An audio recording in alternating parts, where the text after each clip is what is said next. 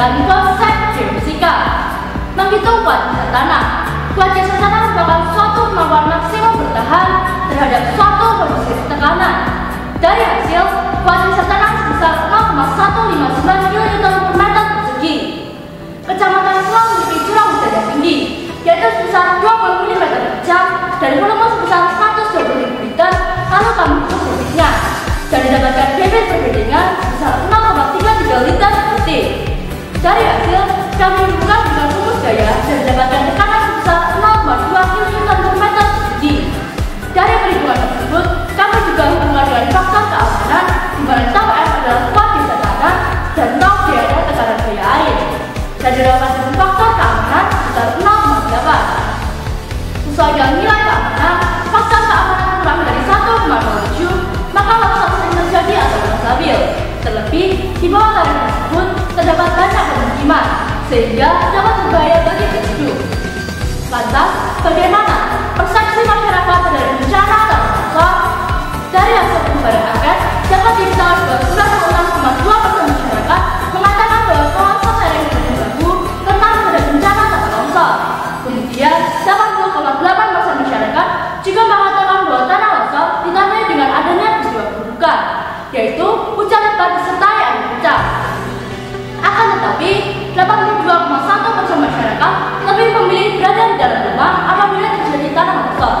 Hal ini dikarenakan mereka merasa lebih tahu tentang daerah mereka dan meyakini bahwa kematian merupakan takdir Tuhan yang tidak bisa dikendalikan.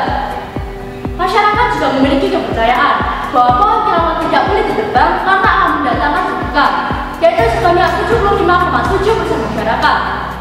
Akan tetapi, 71,8% masyarakat masih tidak percaya bahwa bencana pertanian vertikal menyebabkan tanah longsor. Hal ini dikarenakan kurangnya pemahaman akan faktor-faktor penyebab terjadinya tanah longsor, sehingga sosialisasi perlu dilakukan. Dan ternyata sebanyak 75,6% masyarakat sangat menginginkan adanya sosialisasi. Akan tetapi, 89,7% masyarakat mau berpartisipasi dalam kegiatan gotong royong bila terjadi bencana dan longsor. Selain gotong royong, sebanyak 92,3% masyarakat juga mau berpartisipasi dalam kegiatan konservasi lingkungan. Lantas, apa saja upaya pencegahan bencana melalui konservasi lingkungan? Yang pertama, dengan mengganti pola pertanian vertikal dengan pola pertanian horizontal. Hal ini dikarenakan apabila menggunakan pola pertanian horizontal, air tidak langsung turun ke bawah, melainkan bergerak melalui gulut-gulut yang telah dibuat. Kemudian, memberikan penjelasan kepada masyarakat mengenai rentetan rawan bencana. Dan yang terakhir, menggunakan pendekatan kultur mulai kearifan lokal. Dari pembahasan yang ada, kami menemukan beberapa keperluan.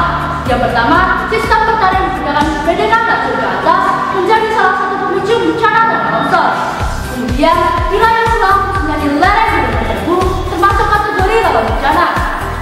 Selanjutnya, kurangnya pemahaman masyarakat terhadap bencana dan longsor.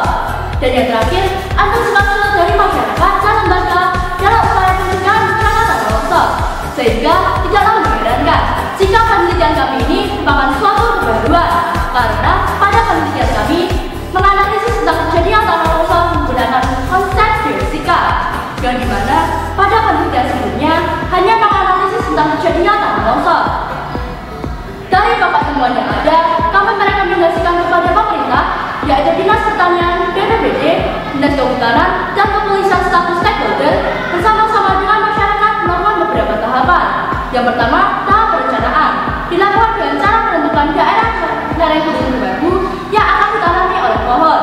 Kemudian, dilakukan pembinaan oleh pemerintah untuk menginformasikan kepada masyarakat tentang pentingnya melakukan konservasi lingkungan. Selanjutnya, dilakukan konservasi lingkungan melalui penanaman di daerah yang telah ditentukan sebelumnya. Dan yang terakhir, dilakukan pemantauan secara berkala oleh pemerintah dan lembaga swadaya masyarakat untuk memantau pertumbuhan tanaman. Dengan demikian, mitigasi bencana dapat terlaksana. Sekian presentasi dari kami. Wassalamualaikum.